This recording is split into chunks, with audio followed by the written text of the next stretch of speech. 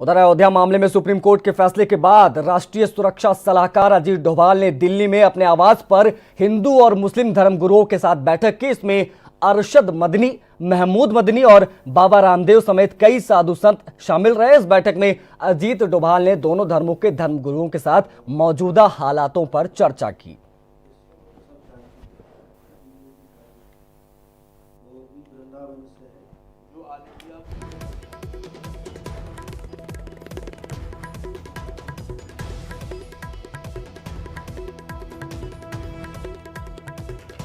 राजीव हमारे सहयोगी लाइव जुड़ रहे इसी मामले पर ओवरऑल अपडेट के साथ। राजीव, अगर समझे तो जब से फैसला आया तब से लेकर अभी तक बहुत अच्छा काम किया यूपी पुलिस ने, शानदार प्रदर्शन किया, चाहे वो सोशल मीडिया का जिक्र करें, चाहे ग्राउंड जीरो की अगर बात करें तो वहां पर भी बहुत अच्छा काम वहां पर यूपी पुलिस ने किया। शायद इसीलिए जो है अब तक माहौल बहुत ज्यादा अच्छा बना हुआ है।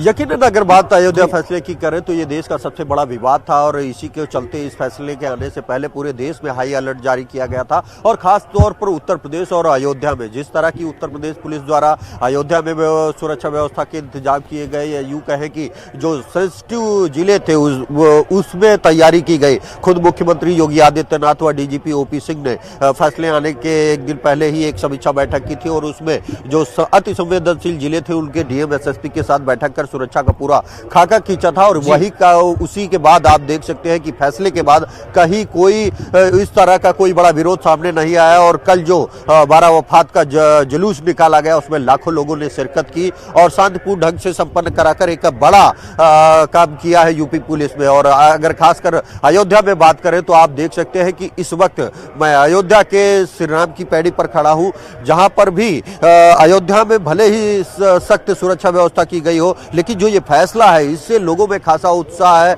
लोग बड़ी आस्था और विश्वास के साथ लगातार अब अयोध्या की ओर रुख कर रहे हैं, जिसके तहत आप देख सकते हैं कि इस वक्त सैकड़ों लोग। राजीव, आज देव दीपावली का पर्व भी है, जाहिर सी बात है अयोध्या में आज कुछ अलग ही धूम देखने को मिलेगी क्योंकि ये पर्व अपने आप में काफी बड़ा पर्व है। वाराणसी में भी भव्य रूप से मनाया जाता है, तो ऐसे में माना जाए फैसले के बाद क्या कुछ तस्वीरें आज देखने को मिलेगी देव दीपावली के मौके पर अयोध्या से?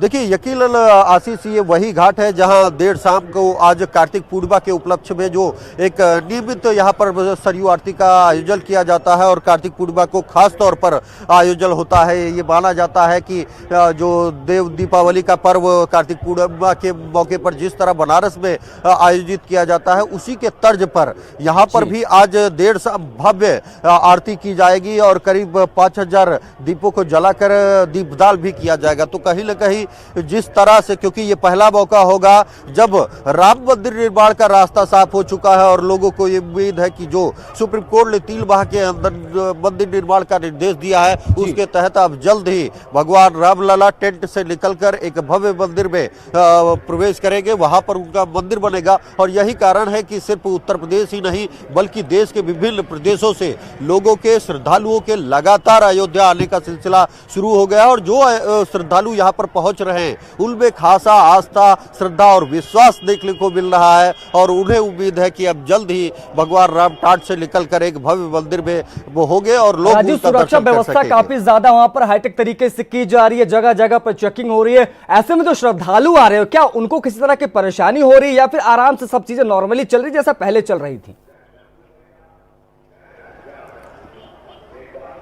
देखिए अगर अयोध्या में सुरक्षा व्यवस्था की बात करें तो निश्चित रूप से, क्योंकि अयोध्या खासा संवेदनशील है, अति संवेदनशील है, तो कड़ी सुरक्षा व्यवस्था के इंतजाम किए गए हैं, जगह जगह बैरियर लगाए गए हैं। लेकिन जैसा कि आपने पूछा कि श्रद्धालुओं के बारे में, जो बैरियर्स है वहां पर पुलिसकर्मी ये सुनिश्चित कर रहे हैं, आई कार्ड देख रहे हैं और उसी के बाद एंट्री दे रहे हैं, लेकिन कहीं भी किसी भी श्रद्धालु को कोई दिक्कत नहीं हो रही है। और बाकायदा उनके लिए तो बसों का इंतजाम किया गया था, बाकायदा उनको घाट तक लाया जाता था और फिर वहां से वो सरयू तट पर स्नान करने के बाद चाहे वो राम मंदिर हो, चाहे हनुमानगढ़ी हो, वहां पर दर्शन करके उन्हें बस से वापस भेज दिया जाता था और यही सिलसिला अभी तक जारी है। हालांकि बिल्कुल, और जाहिर सी बात है, अगर श्रद्धालुओं की आस्था को देखे राजीव, तो कहीं ना कहीं ये बहुत ज्यादा जरूरी भी हो जाता है। बहुत बहुत शुक्रिया हमसे जुड़ने के लिए और तमाम अहम जानकारी हमसे साझा करने के लिए। बढ़ते आगे, धर्मनगरी वाराणसी में देव दीपावली के अवसर पर होने वाली महाआरती पर संकट के बादल मंडराने लगे। जी हां, आयोजकों ने महाआरती करने के लिए मना कर दिया है। आयोजकों का कहना है